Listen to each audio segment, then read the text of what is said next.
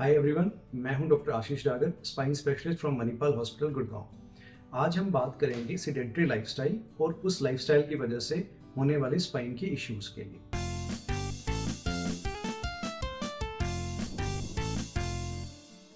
जो ह्यूमन है वो एक मोबाइल ऑर्गेनिज्म है। हम घूमने फिरने के लिए, मोबिलिटी के लिए बने हैं। अगर हम किसी भी वजह से, अपने जॉब प्रोफाइल की वजह से या अपनी आदतनवश हम एक सेडेंटरी लाइफस्टाइल अपनाते हैं तो इससे हमारी स्पाइन के ऊपर काफ़ी नेगेटिव इफेक्ट पड़ता है।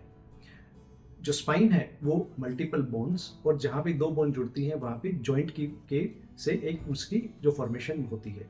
जो हमारा जो डिस्क है, जो दो हड्डियों के बीच में पाया जाता है स्पाइन की, वो एक मॉडिफाइड टाइप का जॉइंट है और उसकी अपनी खुद की ब्लड सप्लाई नहीं होती है।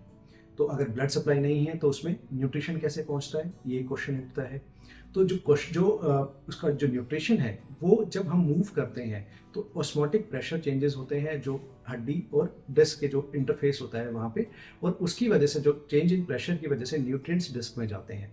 जब हम सेडेंटरी लाइफस्टाइल हैं तो ये ऑस्मोटिक प्रेशर चेंजेस नहीं हो रहे होते हैं और इसकी वजह से जो न्यूट्रिशन है वो डिस्क में नहीं पहुँचता है। इसी की वजह से जो डिस्क है हमारी अर्ली डिजनरेशन हो जाता है, और फिर इसकी वजह से जो दूसरी समस्याएं हैं जैसे कि एनुलर टियर या डिस्क हर्निएशन, स्लिप डिस्क, ये सब समस्याएं आनी शुरू हो जाती हैं। इसीलिए ये बहुत इंपॉर्टेंट है कि हम सेडेंटरी लाइफस्टाइल के बजाय एक एक्टिव लाइफस्टाइल अपनाएं। अगर हम सेडेंटरी लाइफस्टाइल अपनाते हैं, इससे जो सबसे मोस्ट कॉमन जो बीमारी होती है स्पाइन की, उसको हम डिजनरेटेड डिस्क डिजीज बोलते हैं। ये आपके सर्वाइकल स्पाइन में भी हो सकती है या लोअर बैक लंबर स्पाइन में भी हो सकती है। इस बीमारी में न्यूट्रिशन की कमी की वजह से जो आपके डिस्क है वो एज ए जॉइंट फंक्शन करना बंद कर देती है। इसकी वजह से आपको कमर में दर्द हो जाता है जो कि माइल्ड टू मॉडरेट टाइप का दर्द होता है, और उसके लिए आपको मेडिकेशन की जरूरत नहीं होती है, बट वो आपकी डेली एक्टिविटीज़ में हमेशा आपका माइंड वहाँ पे रहता है, आपके नेक पे या बैक में, जिससे आप जो डेली एक्टिविटीज़ हैं वो अच्छे से नहीं कर पाते हैं। जो आईटी सेक्टर में बहुत सारे लोग हैं जिनका जो मेन सिटिंग जॉब है, सिटिंग प्रोफाइल है या वर्क फ्रॉम होम है, उन सारे पेशेंट्स को, उन सारे लोगों को ये सारी बीमारियां ज़्यादा हो रही हैं। अगर इसी डिजिटल डिस्क डिजीज़ अगर आगे बढ़ती है तो इसी पे हमारा एनुलर टियर होता है। इसका मतलब क्या हुआ कि जो डिस्क की जो बाहरी परत है वो डिजनरेट होने की वजह से कमज़ोर हो जाती है, वो फट जाती है।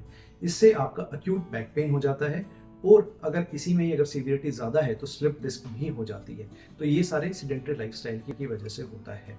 अगर आप सेडेंटरी लाइफस्टाइल से होने वाली स्पाइन की समस्या से बचना चाहते हैं तो सबसे इम्पोर्टेंट है कि आप अपना जो लाइफस्टाइल है उसको एक्टिव बनाएं।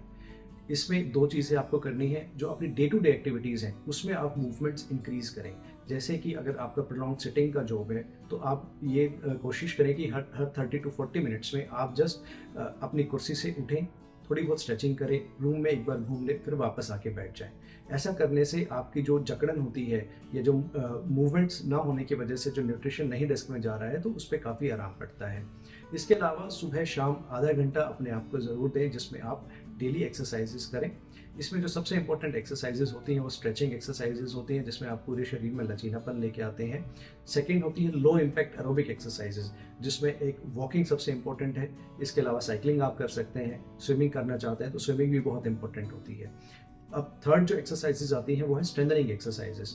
जब भी अगर आप सेडेंटरी लाइफस्टाइल से एक्टिव लाइफस्टाइल में आते हैं तो कभी भी जाके आइसोटोनिक एक्सरसाइज ना करें, start with isometric. So isometric का मतलब ये है कि अगर आप कोई भी एक्सरसाइज कर रहे हैं उसमें एक पर्टिकुलर पोजिशन बनाएं और उसको होल्ड करें, जैसे कि हम योगा में करते हैं। तो yoga is a very good, जिसमें गुड एक टाइप ऑफ एक्सरसाइज जिसमें हम स्ट्रेचिंग भी कर रहे होते हैं और आइसोमेट्रिक स्ट्रेंथनिंग एक्सरसाइजेस भी कर रहे होते हैं। एक बार आप strengthening exercise, isometric strengthening exercise अच्छे से करना शुरू कर दें, 1 या 1.5 महीने के बाद यू कैन ऐड आइसोटोनिक, जैसे कि हम जिम में जाके करते हैं, जिसमें इसमें डंबल हो गए, जिसमें chest, biceps and triceps, and isometric core या आइसोटोनिक कोर एक्सरसाइजेज हैं, वो सब आप ऐड कर सकते हैं।